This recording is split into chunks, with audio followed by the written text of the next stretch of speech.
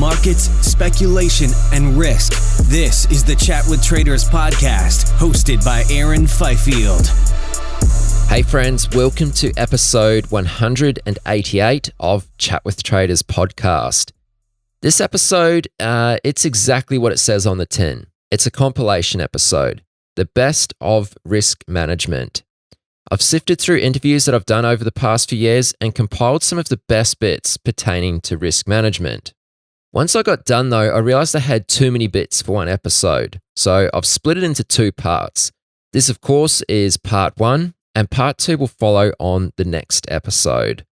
One of the reasons for doing this episode is to highlight some interviews from the past which you may have missed. So before each snippet, you'll hear me name the guest with a very brief description and the episode number.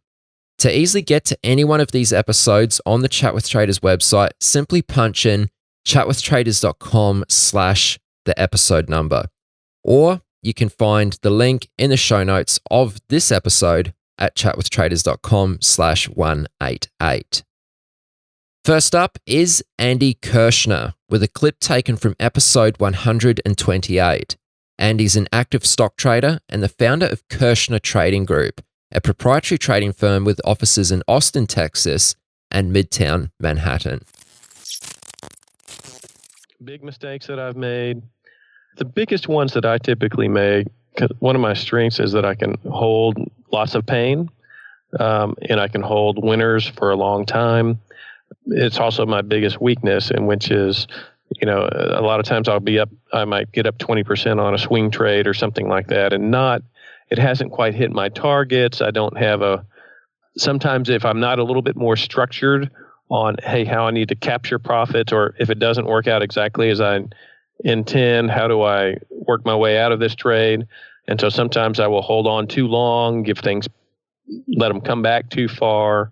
And so, a couple of years ago, I turned a couple $1 million trade into a couple $1 million loss, across a number of different stocks. And that hurts, and it just gets your psychology all messed up. And anyway, I still have troubles with that from time to time, and I just have to journal about it and make sure that I'm a little bit more focused on making sure I have a real structure, and if things aren't going exactly as I need to, how am I going to scale down? Right, so that ability to take a lot of pain on positions can be a positive and a disadvantage. I mean, is that something you have always been able to do, or is that something you've been able to get better at, or has become more acceptable to you over time? I think I've always been overconfident, and the big numbers don't bother me. So you grow into it. And just recently this year, I'm sitting next to a really good trader that's traded really big. And so I'm trading a lot bigger because of it. And so that I'm having to change my psychology around, and also tactics around how I'm trying to capture trades, and how do you handle stops when you're moving lots more shares and those types of things. How important do you think it is to have that skill of being able to take, a bit of heat on a position and withhold the pain when a position's moving against you? Like, I feel like that this is probably quite a key element to your success as a trader. Am I right? I don't know if it is or isn't. I think it's one part of it. I mean, I think it's more helpful to kind of trade according to your psychology. If you have something that really works well for you and you can repeat it lots of times, then you should focus on that and, make sure that, find an edge and really make sure that it works for you, and then see how big you can do it without affecting the way that you trade. The best traders are the ones that can trade 50,000 shares or 100,000 shares like they trade 1,000 shares, and not change their decision-making process for the most part. If you're going to sit in the seat all day, you might as well be doing some size. So even when you get into a position, how do you determine when you're going to get out and when you're actually going to cut your losses? Like, do you have a predetermined point, or do you kind of feel it out as you go? Usually now, I am laddering into positions and laddering out of positions, and I get more of a feel for how things are going to happen. But I usually am trying to get in, say, okay, I'm going to risk a point and a half on this trade, kind of worst case. And I think I can make 3.5 or 4, and what are my odds? I probably have a 50-50 chance on something like that. Sometimes you may add into something and then it feels like it's really got some support in here. So I may triple my size and go, well, I'm only going to risk another 30 cents on this particular name from this spot on triple the size. But the risk reward just went from, since it's gone against me, but it seems to be having some support. My risk reward is now not 1 to 3 or 3 to 1. It's more like 10 to 1. And so I don't mind getting in a lot bigger right here, even though my odds are a little bit less because it hasn't worked for me thus far. But I still have, the chances of the trade working are less. It may only be a 30% chance that it works. But if it does, it's going to be a 10 to 1 winner. And so I modify my behavior around that at times. Now, I just want to take a step back to a comment you made to a couple questions ago. When I said that your ability to be able to take a lot of pain on a position is probably been a key element to your success, and you weren't so sure if it is. Do you think the traders who maybe have a lower risk tolerance make less money though? No, not necessarily. Not at all. There's lots of different styles that work for people. Some people are scalpers. Some people are swing traders. Some people only like to do things that are set up where they're going to win, 70 or 80% of the time. So you can be very successful and you can accomplish whatever your goals are in lots of different ways. You can be a, computer genius and write some models like we've got a bunch of guys here doing quantitatively. So there's, I asked somebody once who ran a really, really big firm, hundreds of traders, said, who's your best trader? And he looked at me and said, I don't have a best trader. The best trader in what? The best trader that's, the best short seller in this particular market, the best semiconductor trader, the best swing trader, the best. And so matching up your psychology with the types of trading that you're willing to do and the types of risk that you're willing to take makes a big difference. And, it really does help to discover what that is. And then you have to really make sure you have all the right habits around it too. Are you journaling? Are you reviewing? Are you preparing? I could tell you my exact strategy today when you could tell me yours. And unless I did all the work around it, I'd be only 20% of as good as you are at it. And probably the same thing would go for you. So it's much less about the strategy and much more about, are you doing all the right habits in preparation, journaling, review, using the technology, preparedness. Next up, trading legend and market wizard Blair Hull on episode 85. Blair was a serious blackjack player during the 70s, and in 1985, he founded options trading firm Hull Trading. In 1999, Goldman Sachs acquired Hull Trading for slightly more than $500 million. Okay, and if you had to summarize it for us, what ways did blackjack help you to prepare for trading? And why were you, actually you kind of answered that. I was going to ask you, why were you attracted to options markets over other types of markets?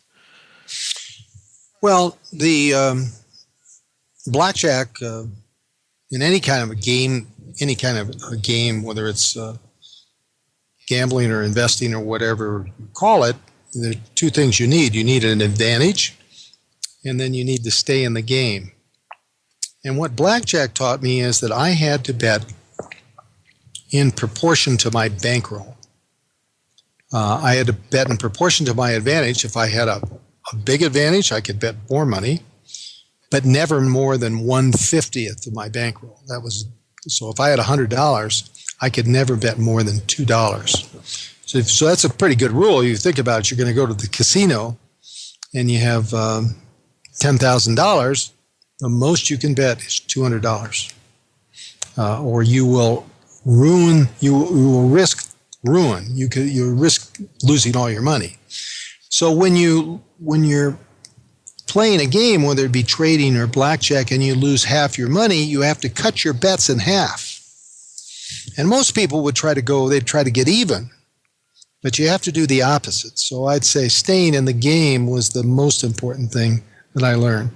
In fact, you mentioned CBOE. I actually started on the Pacific Stock Exchange where I leased a seat for $500 a month. But I would go around and there would be an option that would be, all the public were going after this option. It was, I had it worth, according to my model, of say 25 cents, and it was selling for $1. And so I'd sold maybe 200 of these options, and I'd run around and I'd say, oh, that's such a juicy bet. And then I'd look at the price again. Oh, I got to sell some more of those. And then I'd say, I've already have that bet on the table. I envisioned a stack of chips. And so I couldn't, I wouldn't overbet. And so overbetting is the thing that kills you in any kind of game. You can have a winning strategy, but because of the way in which you wager, you can almost be guaranteed to go broke. So it's important as to whether you have an advantage. How much you bet is as important as getting an advantage. This next snippet is from episode 82, How to Become the Trader You Wish You Were, with Morad, aka Futures Trader 71. Do you have any tips and pointers for how to properly manage periods of drawdown or periods of losing trades where you're sort of on a run of losers and you just really feel like nothing can go right? I know you kind of hit on it there with, not getting attached to the outcome, but how should a trader properly manage a drawdown? And maybe if you could touch on the risk management aspect of that as well. Okay, that's a really big part of staying in the game. So I could tell you in my career, I've gone through rough patches every single year that I've been a trader. If anybody has ever told you that they come in and they make huge money every day of the year, every year, then you'll want to check that trader's credentials. The fact is, most of the money is made in a short period of time, a short segment of the year. The rest of the year is simply staying afoot with the market so that when that opportunity comes to push, for example, the China correction in August, that big drop, you had to have been in the market and consistently in the market and following the same routine all the time to be able to participate in that in any meaningful way. And part of the process of having, a few short weeks of really, really good trades, good returns, a lot of weeks of just grinding along, kind of making a living just like everybody else. But then there's also that rough patch. We call it the rough patch. And I've had rough patches that have lasted anywhere from 2 weeks to 10 weeks. And they come and go with time. And most of the time, they simply force me to go back to stage 3 of competence, what we would call conscious competence. In other words, consciously, deliberately, focusedly following some sort of a plan, or our original plan, or a modified plan to suit the current market conditions. And so the way to manage rough patches is to have an understanding of when one has occurred. And the way you know one has occurred is to look at the streaks that you have. And this is, again, the conversation is always going to go back to really good record keeping. I mean, you're running a business. Just imagine you're running a bakery or an auto dealership or something. It would be crazy to think that you're selling something or you're running a business without some really accurate bookkeeping. Trading is a business, and bookkeeping is a huge part of this business. And so you can always go back and understand that, okay, I recognize a losing streak as, for me, a losing streak is 4 consecutive down days in a row. And I'm speaking about consecutive down days where I'm actually doing what I'm supposed to do, as opposed to going off the handle and starting to fight the market or something. Those don't count as consecutive down days. It just counts as me being emotional and stupid, which means I need time off. And that's what I force myself to do, is just to detach, just move away. But if I have 4 down days and I'm following my plan, then it tells me that something has dramatically changed.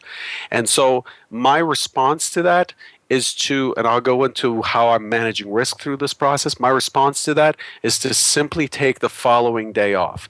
The probability of being down 4 days in a row is what? 0.5, which is a 50% probability of losing, to the power of 4. So there's a 6.25% chance that I would have 4 losing days in a row. So it's like flipping heads 4 times in a row. So it's 0.5 to the power of 4, or 6.25%. I know that for me to hit that kind of probability, that's almost 2 sigma, or the second standard deviation. I'll back off the statistics a little bit. But for me to hit that, it's pretty hard for me to hit 3 down days in a row. And that's down days meaning I'm down in my P&L plus my cost, plus my daily fixed costs, rent, software, all that stuff broken down on a daily basis. The 5th day, I'm off. I'm not trading the 5th day. The 5th day is me watching the market, doing the homework and everything, watching the market, and I'm spending the day just going through trades from the past, just running through what has happened, pulling up higher time frame charts, and really trying to see, the goal is to see, has something changed dramatically enough in the market to tell me that something's wrong. In fact, last week was one of these weeks where the market was dramatically unusual. We had several days where the market gapped up in a row, gapped up and never closed the gap, and it just continued in the same direction. That's unusual behavior. I didn't have a drawdown during that streak, but it tells me that something, hey, be careful, something has changed. How do I manage the losses or the risk intraday?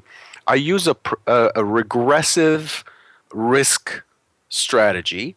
And so let's say, just for relevance sake, let's say that I generally trade 10 lots in EES, okay?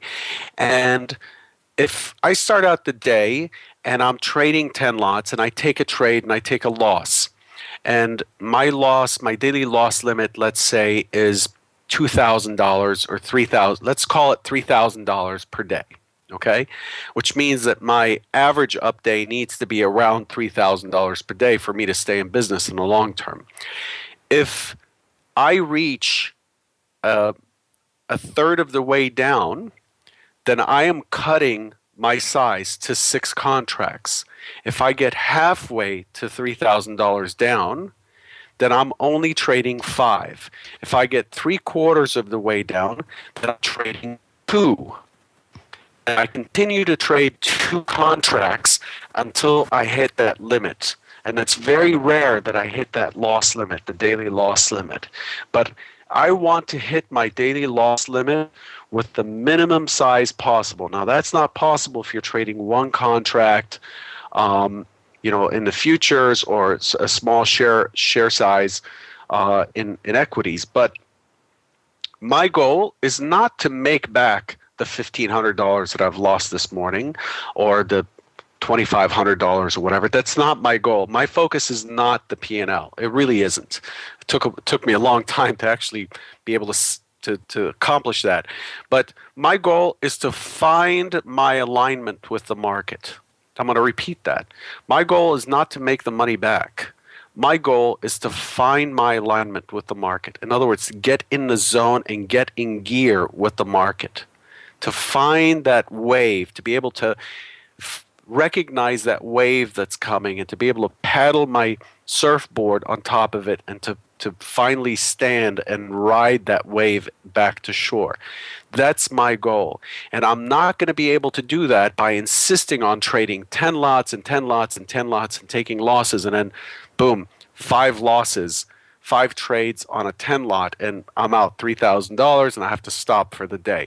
That's not going to help me. What I want to do is hit that $3,000 loss limit with my smallest size possible, because if I can't accomplish that with 2 contracts to where I can find my alignment and start building my account back up with a series of really good positive trades, then I'm not giving myself enough sample size or enough samples of trades to be able to find that alignment. So imagine the opposite. Imagine if you traded 10 lots and you have a $3,000 limit for the day before you have to stop for the day.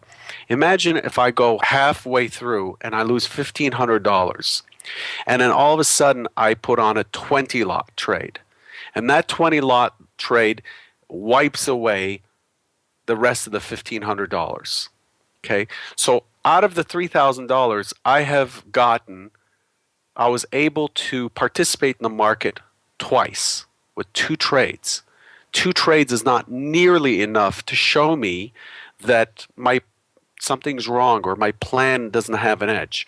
My goal is to maximize it. If I'm gonna give away $3,000, I need to do it with as large number of trades as possible, because what happens is eventually I start to find what the market is looking to do. I start to find alignment, and as if I get down from 0 to $1,500 to $2,500 to $2,800, and all of a sudden I find myself from $2,800 down on 2 contracts, I start to come up to $2,000. Okay, I'm back to 4 contracts. I get to down $1,500, I'm up to 6 contracts or 5 contracts. Now I have alignment, and now I can start building that position back up. I have the confidence to push those trades or to take the trades that are paying off. I've found the edge again, and I'm building back up. And to me, every other way I've tried for myself and my traders has not worked. I've had traders use a constant, doesn't matter how far you're down, just keep trading the same size. Boop, boop, boop, boop, boop. And most of the time they just limit out for the day, and the account's locked and they're done for the day. What I do is I regress. I look for a regression in the amount I'm trading, and my goal is to create as many opportunities to read the market, to trade the market and read the market as possible. And I know that most people don't do that. But that, if I hit 3 days in a row on limit using that method, something is dramatically going wrong. It really is. And if you're trading 1 or 2 lots, just start out with your 2 lots, halfway to your limit. Let's say your limit's $600. You've lost $300 on your 2 lots. Switch to 1 lots and get really picky about your trades. Just find the trades that you are most confident in, that you have the highest probabilities on, and stake your 1 lot on that. And it should give you about 4 trades before you lose the entire amount. What you don't want to do is take your 2 lot trade, lose $600 on 1 trade for the day, and that is it. That is a very binary way to lose money. And my intent always in trading is to make the market work as hard as possible to take my money away, if it will take my money away, and it often does. But I want to do it on as many trades as possible. I want to do it fighting not the market, but I want to do it fighting the probabilities, fighting the negative probability, finding that positive probability, the alignment with the market. I hope that makes sense. Next, from episode 122, Doug Cifu, the co-founder and CEO of Virtue Financial, also the co-owner of NHL team Florida Panthers. Virtue, without question, is one of today's most dominant electronic market-making firms, trading millions of times every day across hundreds of markets. I like how you describe it as a scale business. I think that's very cool. And one of the reasons you're able to do that is because you have very good risk controls and your ability to manage risk. On the counter to that, what are the sort of potential risks a firm like Virtue could be vulnerable to? Well, look, I mean, there's obviously we can't believe our own BS, right? We're connected to a lot of different venues around the world. I don't want to insult anybody, but we're subject to the lowest common denominator of technology in the world, right? The trading world. And so when we put out bids and offers, that's real risk, right? I mean, we trade a lot, 4 million times a day. You can only imagine how many orders we're putting out there, right? It's multiples of that, many, many, many multiples of that. And so we have to be very cognizant of the acknowledgement, if you will, and the management of those orders in a way that is seamless. And human beings have to do that. You cannot rely on, technology alone to do that, because a human's got to react and say, hey, we put out this order, we haven't seen it. Or on the contrary, you can have a situation where, your algorithm is screwing up. It's mispriced something. It keeps sending an order on one side of the book. It's lost a lot of money. It's made too much money. It's not designed to make a lot of money. Maybe it's, mispriced a spread. And so we're very cognizant of that. And we've sacrificed, latency by having a lot of pre-trade risk controls. But we also have a lot of what I would say are real-time post-trade risk controls, where we're doing real-time, house versus street reconciliations to manage that risk.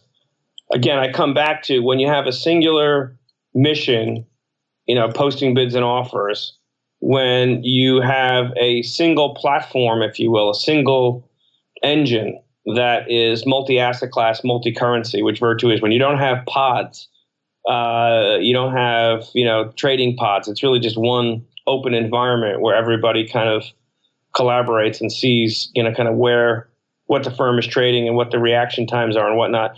That will mitigate the risk. At the end of the day, though, look, we can't believe our own press clippings, right? We spend a lot of time and a lot of money always trying to improve. And, hubris is a horrible vice. And so we always live by the credo, there but the grace of God go I. So risk controls are really, really important here. And when you own and operate and manage a very large integrated technology firm like we all do, we have to be really vigilant to ensure that, we don't have material losses. In this next bit, Saul Knapp from episode 76. Saul is a spread trader and former risk manager who would oversee approximately 120 futures traders at a London trading firm.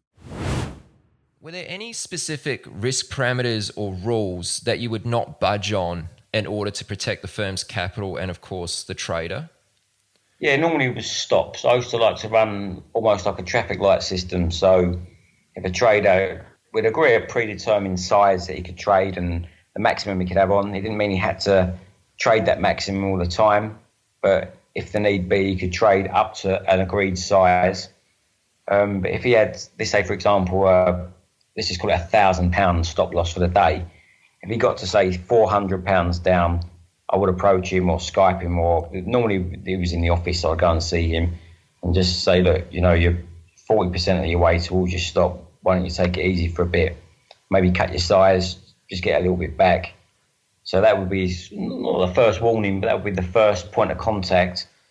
And then if he got into a bit more trouble, maybe sort of £650, £700 down, I'd go over to him, I'd suggest a break, get out your positions, pull your orders, clear your head for a little bit, and definitely cut your size now until you get it back, 50% of your money back. And then if they got to their stop on the day, then that was pretty much nailed on. The only time I would ever budge on it is if it was a really absurd market move where something unbelievable would happen and they just got caught instantly on a blip and they'd got stopped out. I may let them trade again after they'd had a little break on reduced size and with a really tight stop for the rest of the day. But a lot of the time, the guys made that back. Coming up now is an excerpt from Dan Shapiro on episode 66. Dan's an equities guy. He mostly trades high beta names. Nowadays, he just trades for himself, though he came up as a New York City prop trader. And fun fact, he funded his first trading account by borrowing money from a loan shark. At the end of the day, or however often you do this, how do you reflect on your trades and review or judge your performance? That's a good question. I do it once a month. I look at my sheets once a month. Okay. I fully expect, and I want to make this. I see this all the time on social media. Stay humble, right? You hear that all the time. Stay humble.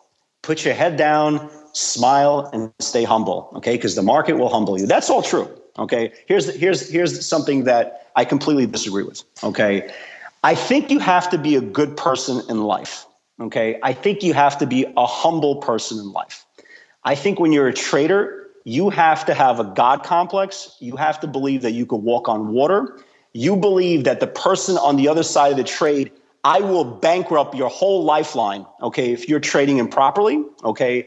And I have no problem taking the food out of your kids' mouths, okay? That's on the trading aspect. I believe I'm a good guy. I'm a family man. I love my kids. I'm pretty good in my community, okay? I'm a very nice person. But in trading, you got to be Kobe Bryant. You got to be Michael Jordan. You have to be a killer, okay? You have to be the absolute killer. So when I'm looking at my trading, I expect every single trade that I put on, I'm going to make money. Okay, I'm going to make money on every single trade. Obviously, does that happen? Of course not.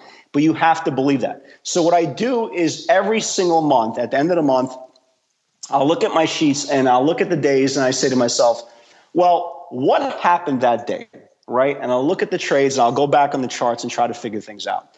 And I don't look at the way I trade, whether it's a good thing or a bad thing, on a daily basis, on a weekly basis. I go through my sheets once a month, but I do truly believe as long as you don't prostitute your process, and I don't care what your process is. You could be trading, credit default swaps. You could be trading E-mini, whatever it is, whatever your trading is. I believe that you will have periods of dullness, right? You'll have periods of, you'll go on a monster run, and you'll have periods that, you can't get out of your own way. It's called the buzzsaw.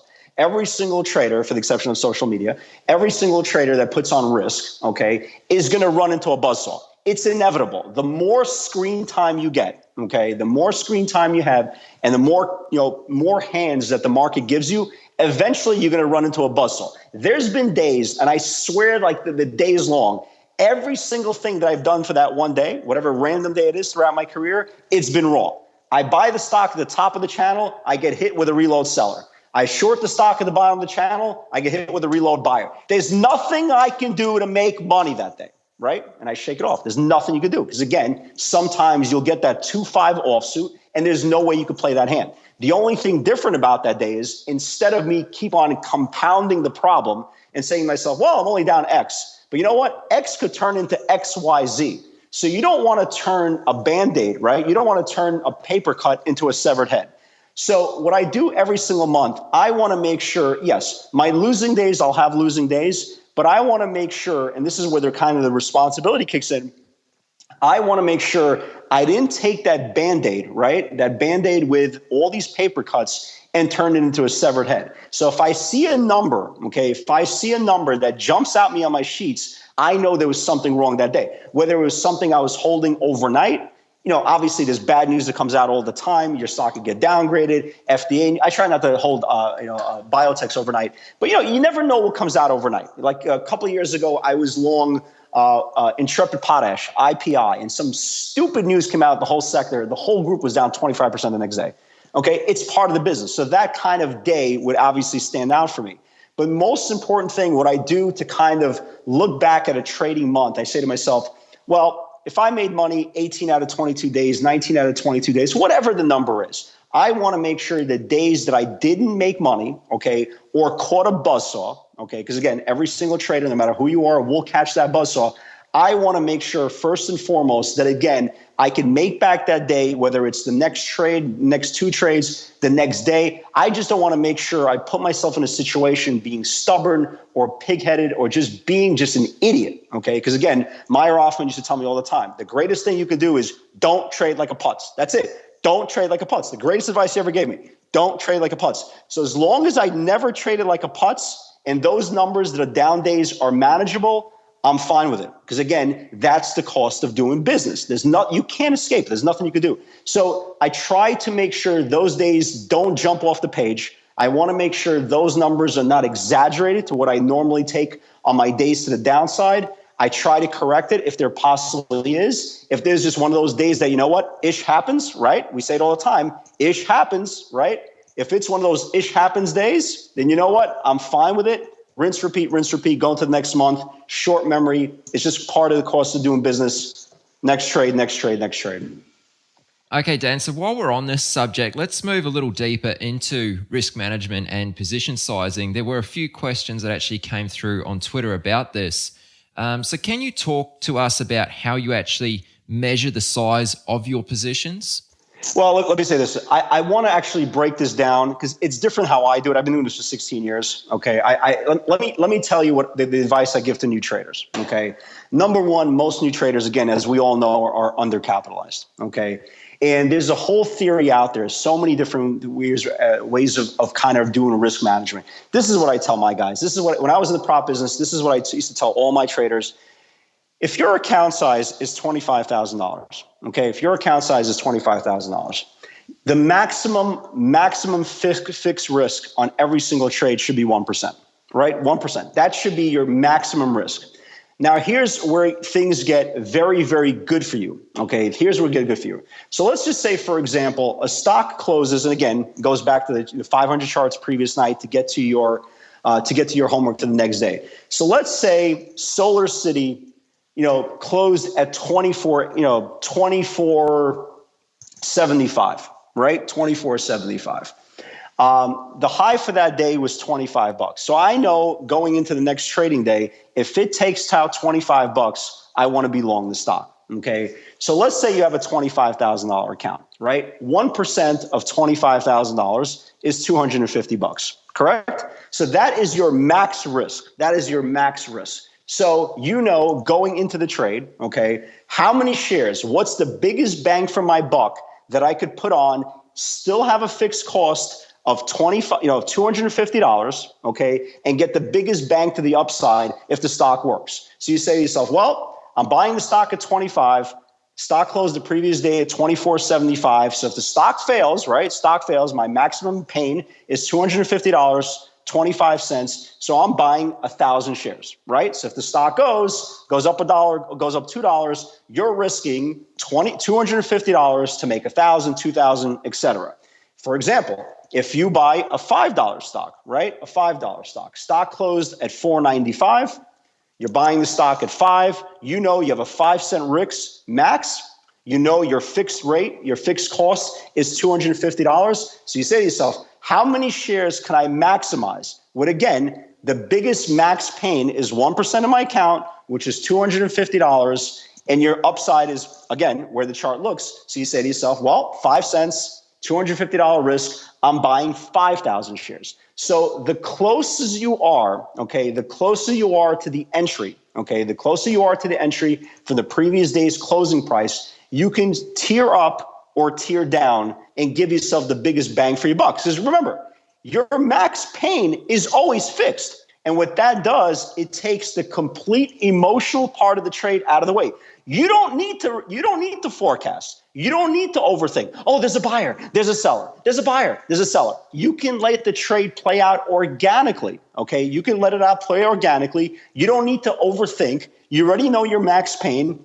And you're saying to yourself, what's the most amount of shares that I could buy within this interval that if it goes, it's going to work very, very big. And if I'm down, you know what? I'm still down that 1%. So again, you buy the stock at 5, the stock goes to 550 in 2 days. You're up $2,500, and your max pain, again, your fixed max pain is still that $250. You could do that with Google. You could do that with Apple. So again, you have a $25,000 account. Maybe $25,000 account is a little bit of a hard stretch trading Google. But let's just say, you say to yourself, okay, I'm risking Google. The previous day's high was, I just pick a number, 750, whatever it was. 750, the stock closed at 748, right? 748.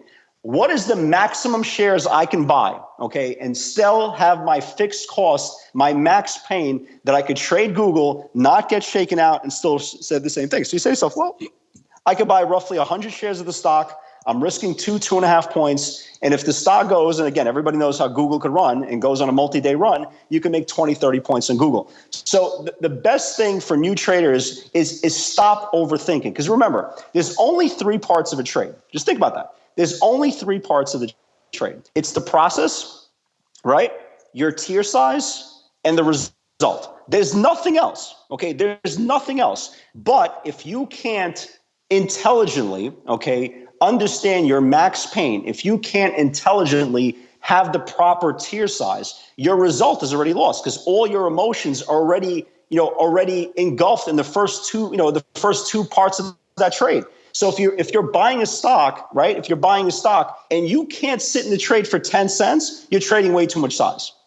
Right? Way too much size. Because I hear it all the time. Well, the stock is not going. Well, the stock is down 7 cents against you. Yeah, but the stock is not going. And then 30 minutes later, the stock takes out the highs of the day. So tier size is very, very, very important. But more important than tier size is having your fixed max pain. So if you go into every single trade and you say to yourself, I'm a new trader, I'm going with that 1%. I'm going for that 1% maximum drawdown per position. Now all I need to do is figure out from the time that I'm entering the trade to whatever my stop is, whether it's on the 15-minute chart, your maximum drawdown to the downside, or on the daily chart from where the stock previously closed. I already know by max pain the dollar amount. Now I have to figure out the correlated number of shares, how much to buy, and then I give myself the biggest bang for my buck. Because again, it's all about risk-defined trades. If you're risking $1,000 to make $300, you're wrong. If you're risking $500 to make $200, you're wrong. But if you put aside an allocated percentage, which is a 1% basis, which I always tell new traders to do,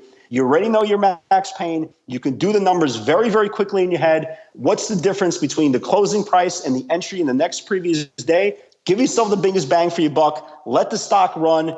Take your cash flow, hold the runner, use break even as your stop. Again, rinse, repeat, rinse, repeat. You're now about to hear from Sam Bankman-Fried, who featured on episode 177. Sam was an ETF trader at Jane Street prior to relocating to Hong Kong and starting his firm, Alameda Research.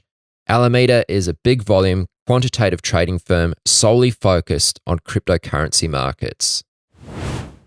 So what would you say is like the biggest risk as a liquidity provider in the crypto market? Like, what's the biggest risk to you guys?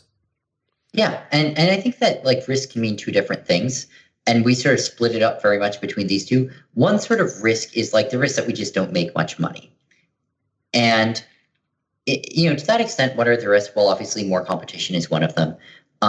Us just doing a mediocre job, I think, is probably the biggest. It's, this is a really complicated, messy environment, and you can only do these trades if you get a lot of things right. And if we just kind of half-ass it, and we're like, yeah, I don't know, it'd be nice to have this bank account, but it's a lot of work. Let's not bother. Now, all of a sudden, some great trade comes up, but you can only do it if you can send money to that bank account you didn't bother getting, because it seemed like a lot of work. And now you're not making money. So I think that's sort of maybe our biggest risk in terms of just like, why would we stop making money? The answer is we just are kind of lazy, just don't do a good job and we'll stop making money. Like, it's not like we just have this machine we can turn on and it's going to print money forever. Like, we need to keep innovating, keep working hard, keep refining our systems, keep refining our internal intuitions about what's going on, and keep getting better every day in order to keep up and to keep growing.